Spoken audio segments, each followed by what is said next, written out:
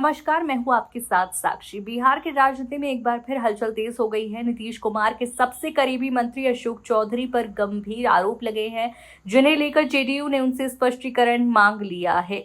हाल ही में प्रशांत किशोर ने आरोप लगाया है कि अशोक चौधरी और उनके परिवार के पास मात्र 2 साल में 200 करोड़ से ज्यादा की बेनामी संपत्ति है। इसमें उनकी पत्नी, बेटी और अन्य रिश्तेदारों के नाम पर संपत्ति अर्जित करने का मामला भी शामिल है।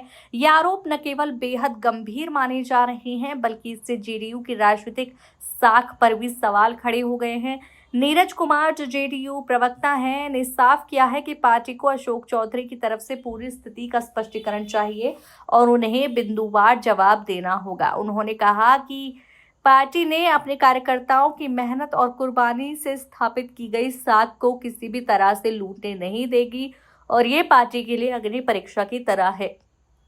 नीरज कुमार ने यह भी कहा कि इस तरह के गंभीर आरोप किसी भी मंत्री पर पहली बार लगाए गए हैं और पार्टी इस मामले को गंभीरता से ले रही है। अशोक चौधरी की नीतीश कुमार के साथ करीबी रिश्तेदारी को देखते हुए ये मामला और भी चर्चा में है। राजनीतिक मंचों पर अक्सर उनके और नीतीश कुमार के बीच के संबंधों को देखा गया है और अब इस आरोप ने पार्टी के भीतर खलबली मचा दी है। हालांकि अशोक चौधरी ने इन आरोपों को खारिज किया है और कहा कि ऐसा कुछ भी नहीं है। बावजूद इसके जेडीयू ने मीडिया के सामने उनके स्पष्टीकरण की मांग की है, ताकि आरोपों के पीछे की सच्चाई सामने आए और पार्टी की साख बनी रहे। इस पूरे घटनाक्रम के चलते अब ये सवाल उठ रहा है कि अशोक चौधरी इस्तीफा देंगे या नहीं। नीरज कुमार ने कहा कि पार्टी को उनका जवाब चाहिए और इसी वजह से किसी तरह का निर्णय केवल पार्टी की साख और स्थिति को देखते हुए लिया जाएगा।